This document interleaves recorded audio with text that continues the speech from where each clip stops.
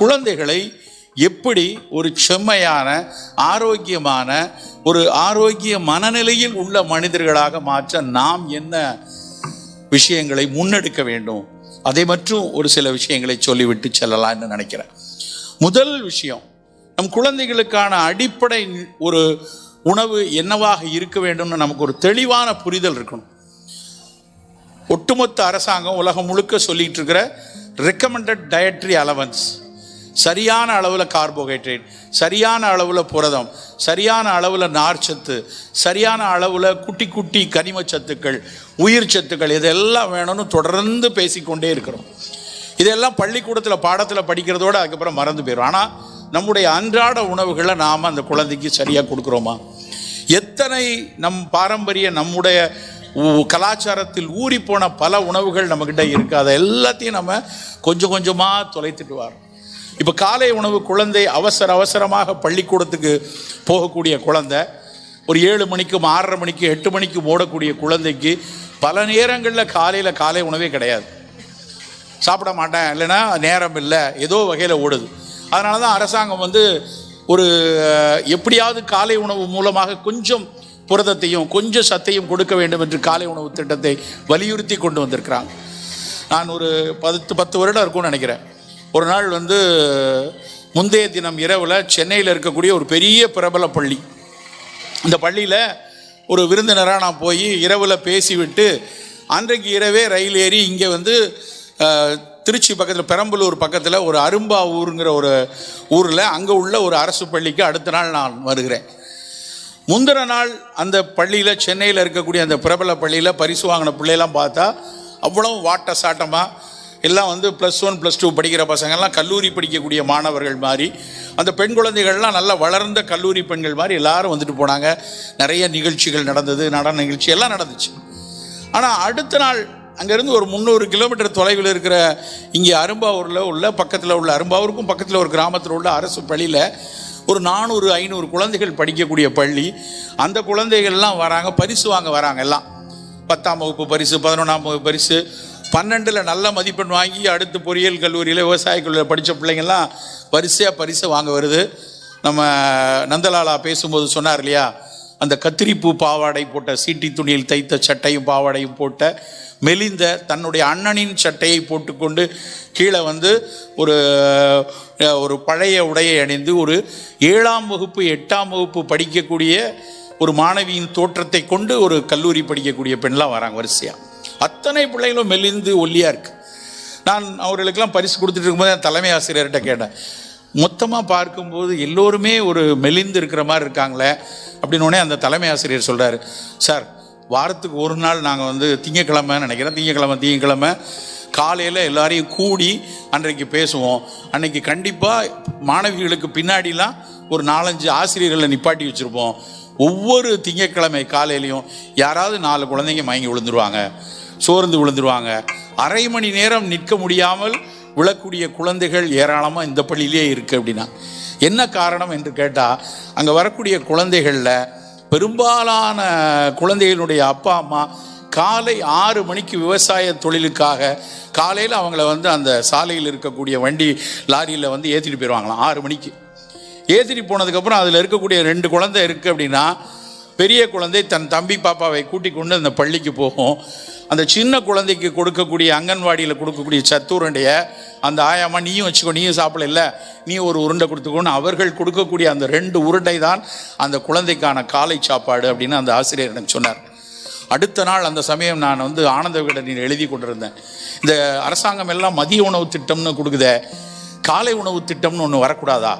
காலையில் இது மாதிரி ஒரு உணவை கொடுத்தா அந்த பிள்ளைங்க எவ்வளோ தூரம் படிக்கிறதுக்கு வசதியாக இருக்கும்னு 2012-13 விகடனில் நான் எழுதினேன். அதற்கப்புறம் திட்டக்குழுவில் வந்த உடனே இந்த காலை உணவு திட்டத்தை பற்றி பேசிய போது அவ்வளவு மனசுக்கு நெகிழ்வாக இருந்துச்சு. இது எவ்வளவு முக்கியம். எத்தனையோ பிரச்சனைகள் இருக்குது, எத்தனையோ பணம் ஒதுக்கீடு பண்ண முடியாது, எல்லாருக்கும் எவ்வளவு கொடுக்க முடியும், காலை உணவுக்காக ஒதுக்கக்கூடிய நிதியில் எவ்வளவு கஷ்டங்கள் இருக்குது. ஆனால் அதை தாண்டி அந்த பள்ளி குழந்தைகளுக்கான காலை உணவு எவ்வளவு அவசியமானது என்று யோசிக்கும் போது தான் அதனுடைய எவ்வளவு முக்கியம். இது காலையில் ஏன் சாப்பிடணுங்கிறது தெரிய நம் வீட்டில் நம் பிள்ளைங்களுக்கு என்ன கொடுக்குறோம் காலையில். ரொம்ப அடிப்படையான விஷயம் என்ன அப்படின்னா, புரதச்சத்தை மிக மிக குறைவாக நாம் கொடுத்துட்டு, எல்லாம் ஃபில்லர் பூராமே கார்போஹைட்ரேட் தான். நம்ம இட்லி, இடியாப்பம், புட்டு, பொங்கல், கொழுக்கட்டை எது கொடுங்க, ஆனால் புரதம் எந்த அளவுக்கு போகுதுன்னு பார்த்தா ரொம்ப குறைவு. புரதம் தான் நம்மளுடைய எதிர்ப்பாற்றலை, நம் தசையை வலுவாக வைக்கக்கூடியது புரதம் தான். அப்போ அந்த புரதத்தில் நம்ம வீட்டில் இருக்க குழந்தைகளுக்கு இந்த சிறுதானியங்களை வலியுறுத்துவதற்கான மிக மிக முக்கியமான காரணம் கொஞ்சம் புரதம் கூட, ரொம்ப கூடன்னு சொல்ல மாட்டேன். ஒரு அரிசியையும் கோதுமையையும் கம்பேர் பண்ணி இந்த பக்கம் கம்பையோ சோளத்தையோ இல்லை வரகையோ வச்சு பார்த்தோம்னா இதை விட சற்றே புரதச்சத்து கூடிய உணவாக இருக்கும். இப்போ முதல்ல காலை உணவில் ஏதாவது ஒரு சிறுதானிய உணவை, ஒரு குழந்தைகளுக்கான மிகச்சிறப்பான ஒரு காலை உணவுனா கேழ்வரகு தான். அந்த கேழ்வரகுல தான் கால்சியம் சத்து அதிகம், புரதச்சத்து அதிகம், இரும்பு சத்து அதிகம், மீத்தோனைனின் ஒரு அமினோ ஆசிட் ரொம்ப ரொம்ப முக்கியமானது, அது கேழ்வரகுல தான் அதிகமாக இருக்குது. அப்போ ராகியில் ஏதோ ஒன்று கொழுக்கட்டையோ கஞ்சியோ தோசையோ குழந்தைக்கு கொடுக்கலாம். ஒரு சர்க்கரை வியாதி உள்ள 50 வயசுக்கு மேலே இருக்கிறவங்களுக்கு கேழ்வரகு அவ்வளோ நல்லதில்லை. சிறுதானியெல்லாம் நல்லதுன்னா 50 வயசுக்கு மேலே இருக்கிறவங்க ராகி தோசை டயபெட்டிக்கை வச்சுட்டு சாப்பிடணும்னு அவசியம் இல்லை. ஏன்னா ராகி ஹை கிளைசிமிக், சர்க்கரையை கொஞ்சம் வேகமாக கொண்டு போகும்.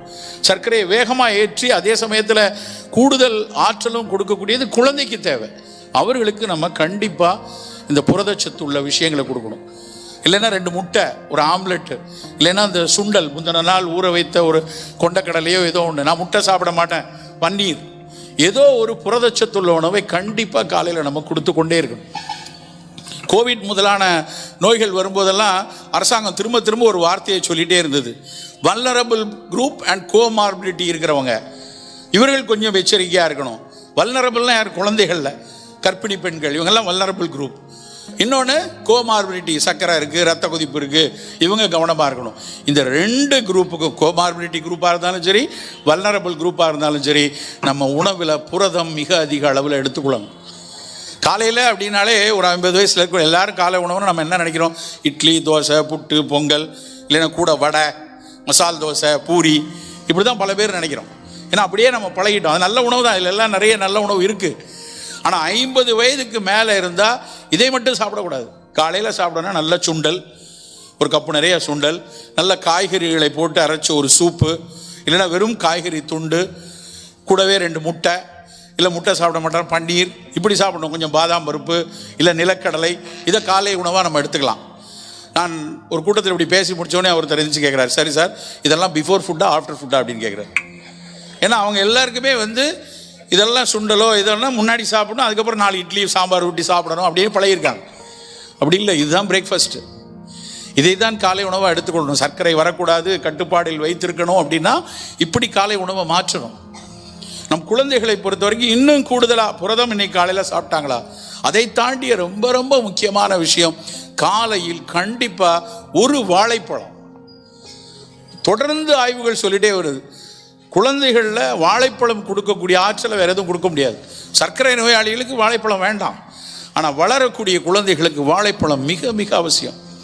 அதுவும் கூடுதல் ஆற்றல் வேணும். மெலிந்து இருக்கிறாங்க குழந்தை, ரொம்ப ஒல்லியாக இருக்கிறாங்க, அவர்கள் வயதுக்கேற்ற எடை இல்லை அப்படின்னா செவ்வாழை, இல்லைன்னா ஒரு பாதி நேந்திரன் வாழை. எனக்கு சின்ன பிள்ளைல ஞாபகம் இருக்குது, குழந்தையாக இருக்கும்போது எங்கள் வீட்டில் எங்கள் தாத்தா 100% காலையில் ஒரு வாழைப்பழம் சாப்பிடாம நகர விட மாட்டார். அவர் மொத்தமாக ஒவ்வொரு நாளும், அப்போ அந்த ஊரில், எங்கள் ஊரில் திருநெல்வேலி பக்கம் 2-3 பழம் தான் உண்டு. நாட்டுப்பழம் ஒன்று உண்டு. அந்த நாட்டுப்பழம் கொஞ்சம் என்னைக்காவது ஒரு நாள் சிறப்பாக, அன்றைக்கி ஒரு சிறப்பு இருக்குன்னா கூழாஞ்செண்டு அப்படின்னு ஒரு பழம் கொடுப்பாங்க. அது கொஞ்சம் சுவையாக இருக்கும், கூடுதல் இனிப்பு இருக்கும். நாட்டுப்பழத்தில் நிறைய நார் இருக்கும். நாட்டுப்பழத்தில் தொலியை உரிச்சிட்டோமான்னு ஒரு சந்தேகம் வரும், அந்த அளவுக்கு நார்த்தன்மை இருக்கும். அந்த நாட்டுப்பழம் நல்ல மலத்தை இழக்குவதற்கு மிகச்சிறப்பான ஒரு பழம். குழந்தைகளுக்கு அந்த கூழாஞ்செண்டு, கோழிக்கூடு அப்படிங்கிற அந்த பழத்தை குழந்தைகள் கொடுப்பாங்க. அப்படி காலையில் ஒரு பழம் சாப்பிட்டு விட்டு தான் போகணும். இன்றைய ஆய்வு பல அறிவியல் உண்மையிலே கொடுக்குது. வாழைப்பழங்கிறது நம்ம நினைக்கிற மாதிரி உடல் எடை கூடுறது மட்டும் இல்லை, மனதை ஆற்றுப்படுத்துவதற்கு ஹாப்பி ஹார்மோன் சொல்லுவாங்க, செரட்டோனின் அப்படின்னு ஒரு ஹார்மோன் இருக்குது. அந்த செரட்டோனின் ஹார்மோன் தான் மனதை மகிழ்ச்சியாக வைத்திருப்பதற்கான, ஒரு நகைச்சுவையை கேட்கும் போதோ இல்லை மகிழ்வான ஒரு இடத்தை பார்க்கும்போது மனதில் ஆர்ப்பரித்து ஒரு மகிழ்ச்சி வரணும்னா அந்த செரட்டோனின் ஹார்மோன் நல்லா இருக்கணும். இந்த செரட்டோனினும் டோபமின் 2 விஷயந்தான் நம்ம பல்வேறு நம்மளுடைய இயக்கங்களை கட்டுப்படுத்தி கொண்டு போகுது. அந்த செரட்டோனினை 2 பழங்கள் தான் தொடர்ச்சியாக நம்ம உடலில் கொடுக்கக்கூடியது. ஒன்று வாழைப்பழம், இன்னொன்று மாதுளம்பழம். மாதுளையில் மனநோயாளிகளுக்கு, ஒரு டிப்ரெஷன் இருக்கிறவங்களுக்கு தொடர்ச்சியாக மாதுளை பழச்சாறு அந்த ஆன்டி டிப்ரெசண்ட்டாக எப்படி வேலை செய்யுது. செர்னேஸ் அப்படின்னு ஒரு மாத்திரை கொடுப்பாங்க.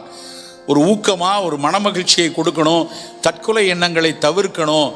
ரொம்ப ஒரு கவலையினால் தூக்கமின்மையோடு இருக்கிறவங்களுக்கு, மனநோயாளிகளுக்கு கொடுக்கக்கூடிய ஒரு மாத்திரையில் கொடுக்கக்கூடிய சத்துக்கு இணையாக இந்த மாதுளம்பழை சாறு இருக்கிறது என்று அறிவியல் ஆய்வுகள் நிறைய நிரூபணம் செய்திருக்காங்க.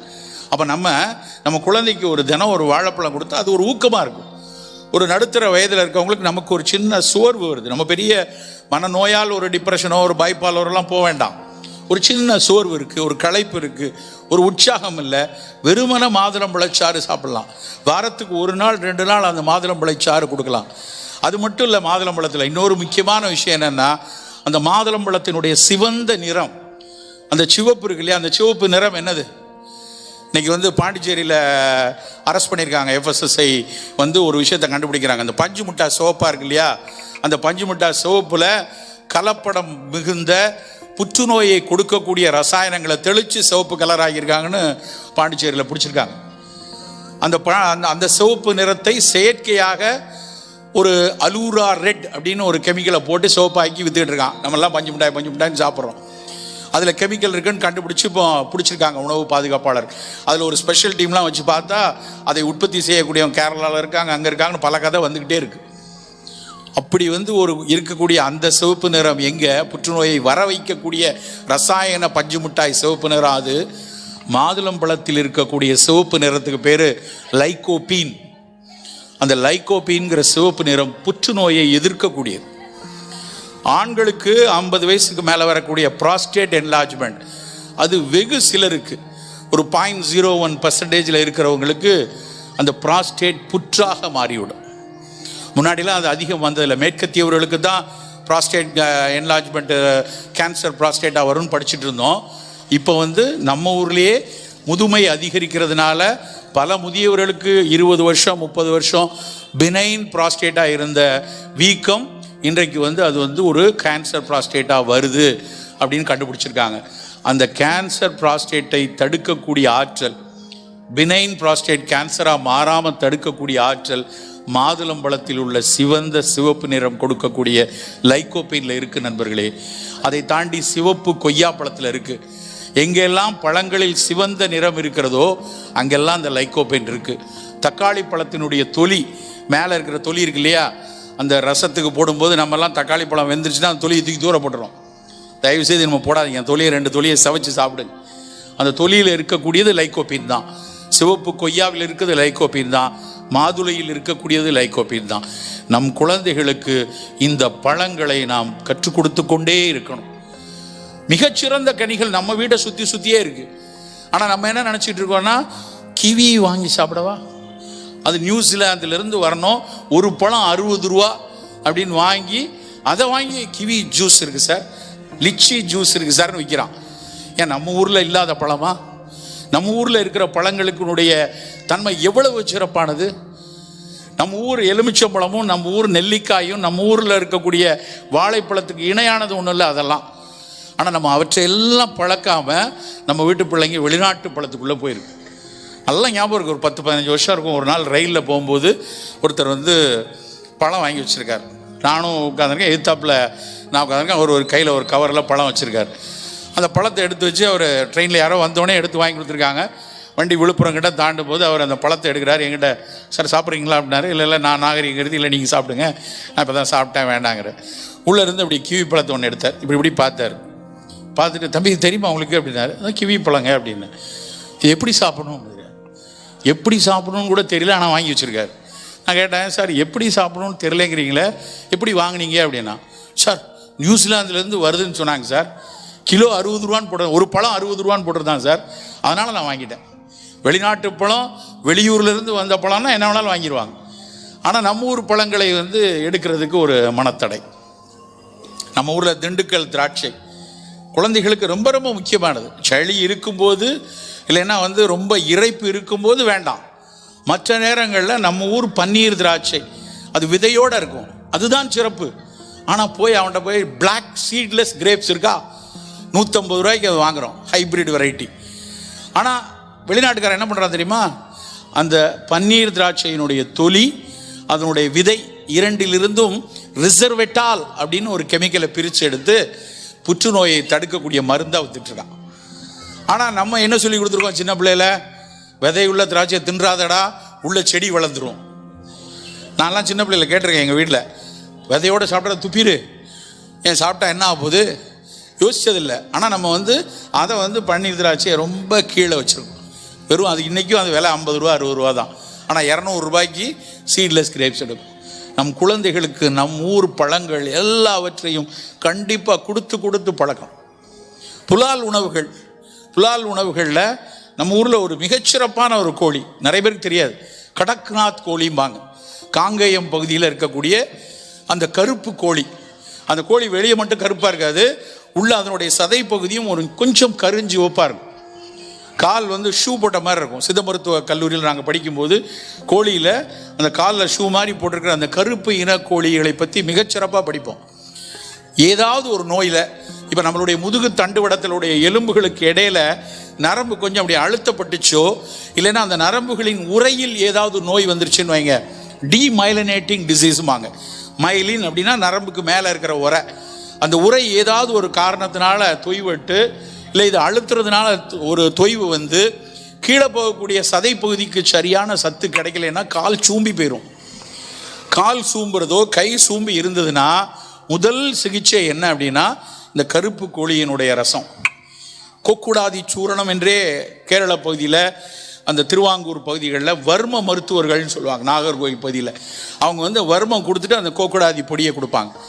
நம் வீட்டு குழந்தைகளில் மெலிந்து தொய்வாக இருக்கவங்களுக்கு அந்த கோழி வாங்கி கொடுங்க, அதை சமைத்து கொடுங்க. அதை விட்டுட்டு போய் KFCயில் போய் சிக்கன் நகட்ஸ் போய் வாங்கி கொடுக்காதீங்க. இந்த கோழியை நம்ம ஒரு மசாலா போட்டு இஞ்சி பூண்டு இதெல்லாம் போட்டு அரைச்சி சாப்பிட்டாங்கன்னா அது தசை பற்றை கொடுத்து இந்த சூம்பி இருக்கிற கால்களை வலுவாக்கும். நீ போய் கடையில் போய் நகட்ஸ் வாங்குறான், வெளியில் போய் சிக்கன் 65 வாங்கினா அதில் இந்த அலூரா ரெட் மாதிரி ஏதோ ஒரு கெமிக்கல், அதுக்கப்புறம் அதில் சேர்க்கக்கூடிய பல ரசாயனங்கள். கிட்டத்தட்ட அந்த நகட்ஸில் நான் அவனுடைய நிறுவனத்தினுடைய வெப்சைட்லேயே போய் பார்த்தேன் எவ்வளவு இன்க்ரீடியன்ட் அதில் இருக்குது அப்படின்னு பார்த்தா 104 இன்க்ரீடியன்ட் இருக்குது கோழி வறுவலில். பாதி அதில் இருக்கக்கூடிய பாதி எனக்கு புரிந்து கொள்ளவே முடியல, எதுக்கு இது சேர்த்துருக்கான். Potassium nitrate, sodium nitrate, sodium benzoate, monosodium glutamate, கிளார்க் டேபிளில் இல்லாதெல்லாம் அதில் இருக்குது. அவ்வளவு ரசாயனங்களை போட்டு அந்த வறுவலை கொடுக்குறான். நம்ம வீட்டு பிள்ளைங்க அதைத்தான் போய் வாங்கி சாப்பிடும். கோழி வேணும்னா நம்ம வீட்டில் சமைத்து நாம் கொடுக்குறோம். குழந்தைகளுக்கான தசை வலுவாக்கக்கூடிய புரதங்களில் மிக மிக முக்கியமானது இது. ரெண்டாவது, குழந்தைகளுக்கு அப்படின்னாலே ஒரு குதூகலம் வேணும். நம்ம மகிழ்ச்சிங்கிறது அந்த பிள்ளைங்களுக்கு ஒரு தின்பண்டங்கள் சாப்பிடணும், ஒரு சுவையான உணவுகள், அது இயல்பான விஷயம். ஆனால் இன்னைக்கு தின்பண்டங்களுக்குள்ள எவ்வளவு வணிகம் இருக்குன்னு நம்ம கொஞ்சம் புரிஞ்சுக்கணும். பல சட்டங்கள் வந்துருச்சு. பள்ளிக்கூடத்துக்கு அருகாமையில் குப்பையான உணவுகளை விற்கக்கூடியது வரக்கூடாதுன்னு டெல்லி உயர்நீதிமன்றம், உச்ச நீதிமன்றம்லாம் சொல்லிடுச்சு. ஆனால் இன்றைக்கும் நிறைய இடங்களில் குழந்தைகள் அணுகக்கூடிய அளவிலே அந்த கடைகள் இருக்குது. ஆனால் அவற்றில் என்ன இருக்கிறது என்பதை நாம் தான் அவர்களுக்கு கற்றுக் கொடுக்கணும், நாம் தான் சொல்லணும். நம்ம நினச்சே பார்க்க மாட்டோம். ஐஸ்கிரீம் சாதாரண நம்ம எல்லாருக்கும் பிடிச்ச விஷயம். குழந்தை பருவத்தில் ஐஸ்கிரீம்னா அதை விட மகிழ்ச்சியான ஒரு விஷயம் இருக்காது, அவ்வளோ நல்லா இருக்கும். ஆனால் யாருக்காவது நமக்கு தெரியுமா அந்த ஐஸ்கிரீமில் வெறும் ஐஸும் பாலும் சர்க்கரையும் மட்டுமா இருக்குது? சின்ன பிள்ளையில எனக்கு ஞாபகம் இருக்குது, ஸ்கூல் டேஸில் வீட்டில் இருக்கும்போது எங்கள் தெரு வழியாக வண்டியில் ஐஸ்கிரீம் விற்பாங்க. நாங்கள் மாதத்துக்கு ஒரு நாள் ஐஸ்கிரீம் வாங்கி தரோன்னு எங்கள் அப்பாட்ட சொல்லி வச்சுருப்போம். அது எப்படா வரும், அந்த 1 மணிக்கு ஒரு மணி அடி பண்டிங் மத்தியானம் 1 மணிக்கு அந்த மணி அடிச்சுட்டு அந்த வண்டி வரும்போது 2 குரல் வரும், பாலைஸ் கப்பைஸ் அப்படின்னு. பாரமவுண்ட் என்று இங்கே நினைவில் இருக்கிறது. பாரமவுண்ட், பாலைஸ், கப்பைஸ்னு விற்பாங்க. கப்பைஸ்லாம் பணக்கார வீட்டுக்காரர்கள், ஏன்னா அது ஒரு கப்பு 25 பைசா 50 காசு இருக்கும். பாலைஸ் 5 காசு இல்லைன்னா 10 காசு இருக்கும். பாலைஸ் தான் வாங்கி தருவாங்க, அதுதான் முடியும். அந்த பாலைஸை அந்த மாதத்துக்கு ஒரு நாள் என்னைக்கு வரும்னு பார்த்து வேகமாக வாங்கி குடிப்போம். ஆனால் இன்றைக்கி நம்மக்கிட்ட ஆயிரக்கணக்கான ஐஸ்கிரீம்கள் கடையில் இருக்குது. மளிகை கடையிலேருந்து எல்லா இடத்துலையும் ஐஸ்கிரீம் வச்சுருக்காங்க. அந்த ஐஸ்கிரீம் தயவு செய்து நினச்சிக்கோங்க, எதையும் ஐஸ்கிரீம் என்ற பெயரே சொல்லக்கூடாது என்று சொல்லிட்டாங்க. உச்சநீதிமன்றம் நேரடியாக சொல்லிடுச்சு. நீ எடுத்து ஒரு தடவை போய் அந்த உரையை படித்து பாருங்கள், அதில் ஐஸ்கிரீம்னு போட்டிருக்காது. நம்ம தான் ஐஸ்கிரீம் சொல்கிறோம். அதில் என்ன போட்டிருப்பான்னா ஃப்ரோசன் டெசர்ட் அப்படி தான் போட்டிருப்பான். அமுல் வந்து ஒரு பெரிய வழக்கு போட்டு ஜெயித்தார்கள். பாலே சேர்க்காம, அந்த பால் பவுடர் கூட சேர்க்காம, அது மட்டும் சேர்க்காமல் பல ரசாயனங்களை போட்டி செய்கிறது தான் இன்னைக்கு விற்பனை செய்யக்கூடிய பல ஐஸ்கிரீம்கள். அவையெல்லாம் ஐஸ்கிரீம் இல்லை, ஃப்ரோசன் டெசர்ட். அந்த ஃப்ரோசன் டெசர்ட்டில் ஒரு பெரிய மாணவி, ஒரு பெரிய பல்கலைக்கழகத்தினுடைய உணவியல் பல்கலைக்கழகம், மதுரை மைசூரில் இருக்கு இல்லையா, மத்திய உணவு ஆராய்ச்சி பல்கலைக்கழகத்தினுடைய ஒரு பட்ட மேற்படிப்பு மாணவி ஒரு ப்ரெசன்டேஷன் பண்ணாங்க. நான் அசந்துட்டேன். அண்ணா பல்கலைக்கழகத்தில் நடந்துச்சு. ஒரு ஐஸ்கிரீமில் எத்தனை ரசாயனங்கள் சேர்க்கிறார்கள், அத்தனைக்கும் பின்னாடி எவ்வளவு பிரச்சனை இருக்குது. அதனுடைய நிறமிச்சத்து, அது மேலே இருக்கிற பொருள் வந்து எளிதாக உடையிற மாதிரி, உள்ள கூழாக இருக்கிற மாதிரி, அது வாயில் மெல்ல மெல்ல கரைய வேண்டும் என்று பல வண்ணங்கள் இருக்கணும்னு, அதில் நொறுவலாக, அதாவது முழுமையாக கூழாக இருக்காமல் கொஞ்சம் பொடி பொடியாக இருக்கணும், ஒவ்வொன்றுக்கும் ஒரு ரசாயனம் சேர்க்கிறார்கள் நண்பர்களே. நம்ம அதை போய் சனிக்கிழமை தினம் குழந்தைக்கு வாங்கி கொடுத்தா அதுக்காக சாப்பிட்ற அத்தனை குழந்தைகளுக்கும் புற்றுநோய் வரப்போகிறது இல்லை. ஆனால் யாரோ ஒருவர் அதனால் பாதிப்படையும் போது, அந்த யாரோ ஒருவர் யார் என்று தெரியாமல் இருக்கும்போது நம்ம அத்தனை குழந்தைகளுக்குமே அந்த ஆபத்து இருக்கா இல்லையா? கொஞ்சம் எச்சரிக்கையாக இருக்கணும். எல்லா கல்யாண வீட்லேயும் எல்லா இதுலேயும் அது முடித்தோடனே ஐஸ்கிரீம் சாப்பிடாம போக முடியாதுங்கிற அளவில் மக்கள் வந்து அதுக்குள்ளே போய் நின்று கொண்டு இருக்கிறார்கள். நண்பர்களே, குழந்தைகளின் ஆரோக்கியத்தில் ரொம்ப ரொம்ப ரொம்ப எச்சரிக்கையாக இருக்கு. வருங்காலத்தில் அவர்களுக்கு சர்க்கரை நோய் வரக்கூடாது, வருங்காலத்தில் அவர்கள் புற்றுநோயினுடைய பிடியில் போய்விடக்கூடாது, வருங்காலத்தில் ஒருபோதும் அவர்கள் பலகீன குறைவினால பல நோய்களுக்கு கூட்டத்துக்குள்ளே வரக்கூடாதுன்னா இந்த அக்கறை மிக மிக அவசியம் நண்பர்கள். அந்த குழந்தைகளை மிக ஆரோக்கியமான குழந்தையாக வளர்த்தெடுப்பது நம்மளோட கடமை. ஒவ்வொரு நாள் உணவிலும் இதெல்லாம் இருக்கா பார்த்து செய்யணும். ரொம்ப முக்கியமானது வெள்ளை சர்க்கரை. தோசைக்கு சர்க்கரை வச்சு சாப்பிட சார் சொல்லும்போது பேசும்போது அந்த உப்புமாவின் சூட்டை தணிப்பதற்கு அந்த குழந்தை சர்க்கரையை போட்டதுன்னு அந்த கதையில் படித்ததை சொன்னாங்க. ஆனால் சுட்டா கூட இனிமேலாம் சர்க்கரையை வாயில் போடக்கூடாது. அதுதான் மருத்துவ உலகம் சொல்கிறது. சின்ன பிள்ளையில தோசைக்கு ஜீனி வச்சு சாப்பிட்றது, உப்புமாவுக்கு ஜீனி வச்சு சாப்பிட்றதுன்னு ஒரு பெருங்கூட்டமே இருக்காங்க. ஆனால் அந்த வெள்ளை சர்க்கரை எவ்வளவு ஆபத்தை உண்டாக்குது திரும்ப திரும்ப ஆய்வுகள் வருது. 1930களே சொல்லிட்டான். இப்போ இல்லை. ஒயிட் சுகர் வந்து ஒரு கேன்சர் செல்லுக்கு ஒரு ஃபீடு. நம்ம உடம்புல ஒருவேளை ஒரு பிழையாக ஒரு புற்றுநோய் செல் உருவாயிடுச்சுன்னா அந்த செல்லை வேகமாக வளர்க்குற தன்மை வந்து சர்க்கரைக்கு தான் இருக்குது. நம்முடைய எதிர்பார்ட்டில் அதை அழிச்சிரும். தினம் நமக்கு புற்று செல்கள் இது பிழையாக உருவாகும். உருவான கணத்தில் அதை அறிந்து நம் உடல் அதை வெளியே தள்ளிடும். அதுதான் இயல்பான ஃபிசியாலஜி. ஆனால் சர்க்கரை நிறைய சாப்பிட்டுக்கிட்டே இருக்கிறவங்களுக்கு அந்த இன்னேட் இம்யூன் சிஸ்டம் வேலை செய்கிறதுக்கு முன்னாடி இது போய் அந்த செல்களை வளர்த்து விடும். அப்போ வெள்ளை சர்க்கரை வேண்டாம்னு நாம் தான் கற்றுக் கொடுக்கணும்.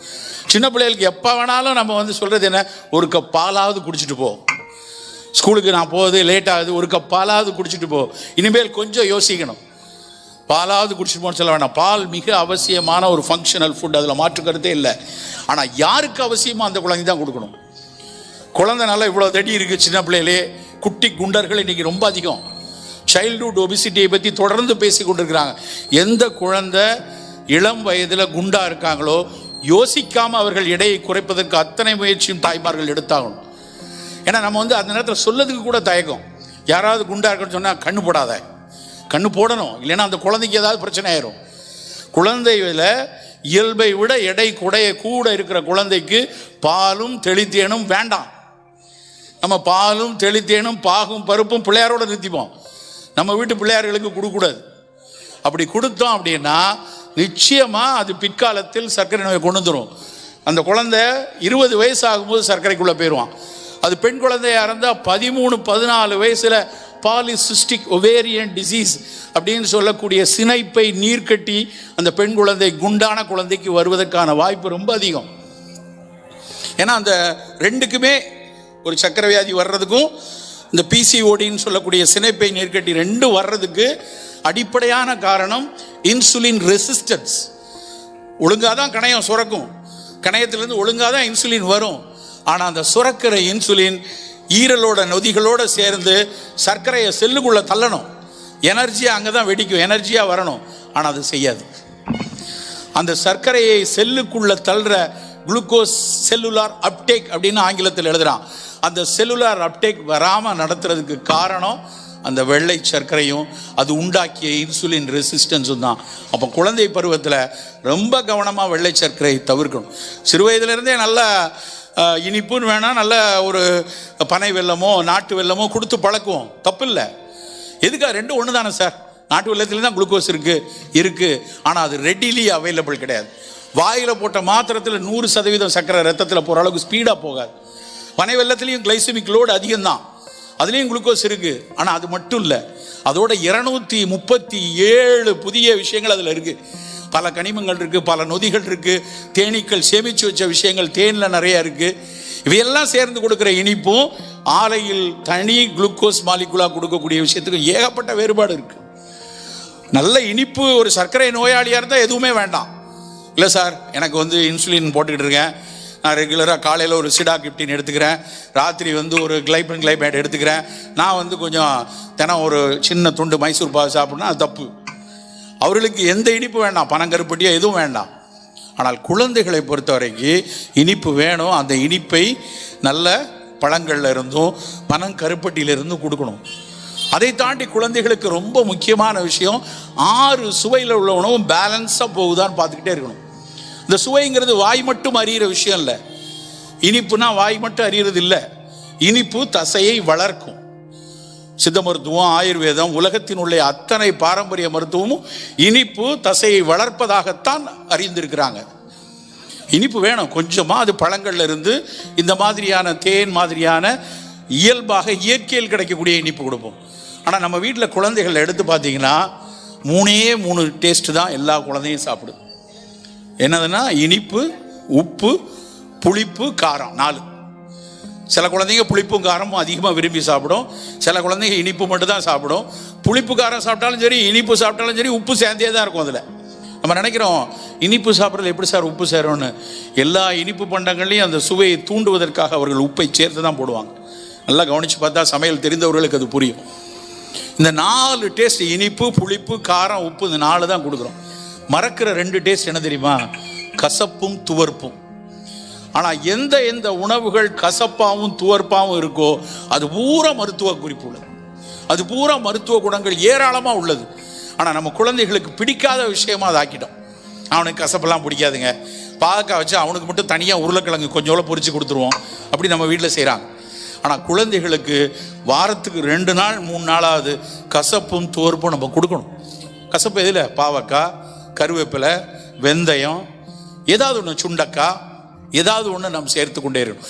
துவர்ப்புனா வாழைப்பூ, வாழைத்தண்டு, கடுக்காய், நெல்லிக்காய் எல்லாம் துவர்ப்புத்தன்மை உள்ளது. நீங்கள் ஒட்டுமொத்த எங்களுடைய சித்த மருத்துவத்தில் நாங்கள் எல்லா மூலிகைகளும் பட்டியலிட்டு பார்த்தோன்னா எந்த மூலிகைகளில் கசப்பும் துவர்ப்பும் சுவையில் இருக்கோ அதில் ஏராளமான மருத்துவ கூறுகள் இருக்குது. உலகமே கொண்டாடிய மூலிகை என்ன நம்ம ஊரில் இப்போதைக்கு? நிலவேம்பு. ஏன் கொண்டாடினாங்க? நிலவேம்பு என்ன இனிப்பாக இருக்கா? கடும் கசப்பு. வேப்பிலையை உலகமே காப்புரிமை செய்து பறிக்கிறதுக்கு பார்த்துச்சு. எதனால்?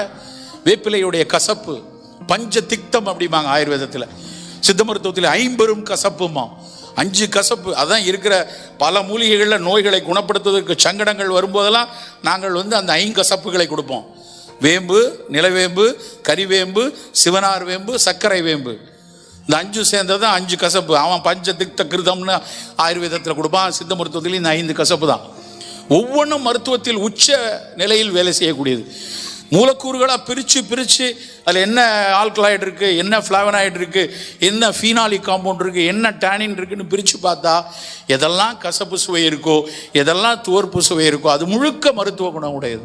அப்போ நம்ம வீட்டில் மோர்ச்சோறு சாப்பிடும்போது 4 சுண்டக்காய் வத்தல் கொடுங்க, வெந்தயத்தை வறுத்து பொடி பண்ணி வச்சு ஒரு 1/2 ஸ்பூன் சாப்பாடோடு சேர்த்துக்கிட்டோம், இட்லி தோசைக்கு கொஞ்சம் கருவேப்பிலை சட்னி அரைத்து கொள்வோம்.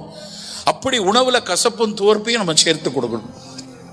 6 சுவை உள்ள உணவும் பேலன்ஸாக போகணும். அதில் குறிப்பாக கசப்பும் துவர்ப்பும் கூடுதலாக இருக்க வேண்டும் என்கிற விஷயமும் நம் குழந்தைகளுக்கு போக வேண்டும்.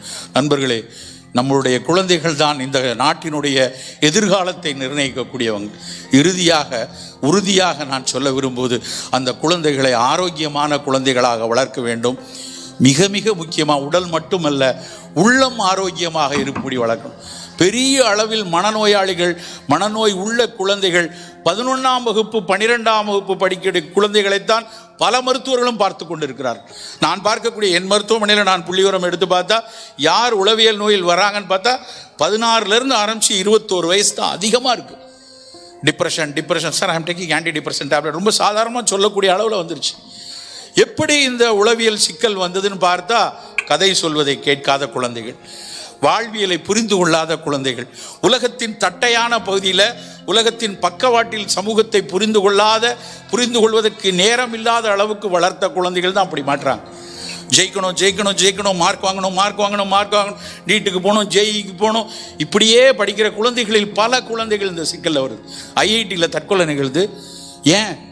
அவ்வளோ பெரிய நிறுவனம், அவ்வளோ பெரிய படிக்கக்கூடிய இடத்துல அங்கே தன்னுடைய தோல்விகளை ஒற்றுக்கொள்ள முடியாமல் விழக்கூடிய பிள்ளைகள் எத்தனை இருக்குது? மிகப்பெரிய பல்கலைக்கழகத்தில் மிகச்சரியாக படித்து 23 வயதில் எத்தனை பேர் மனநோயோடு வந்து நிற்கிறாங்க? அவற்றை எல்லாம் சீர் செய்யணும்னா அன்னைக்கு போய் பண்ண முடியாது. சிறு வயதிலிருந்தே கொண்டு வரணும். நல்ல கதைகளை சொல்கிறதுலேருந்து ஆரம்பித்து நல்ல உடல் உழைப்போடு விளையாடக்கூடிய விளையாட்டுகளுக்கு கொடுத்து, ஐயா ஒன்று சொன்னாங்களே, தோல்விகளை கற்றுக் கொடுத்து, தோற்பதின் ருசியை சொல்லிக் கொடுத்து, தோற்பதின் மகிழ்வை கற்றுக் கொடுத்து அந்த குழந்தைகளை வளர்க்க வேண்டும். ஆரோக்கியமான உணவும் ஆரோக்கியமான மனமும் கொடுத்து நம் இளங்கன்றுகளை நோயையும் அறிய செய்து பலமான மனிதர்களாக மாற்றுவோம் என்று கூறிக்கொண்டு வாய்ப்பளித்தமைக்கு நன்றி கூறி விடைபெறுகிறேன்.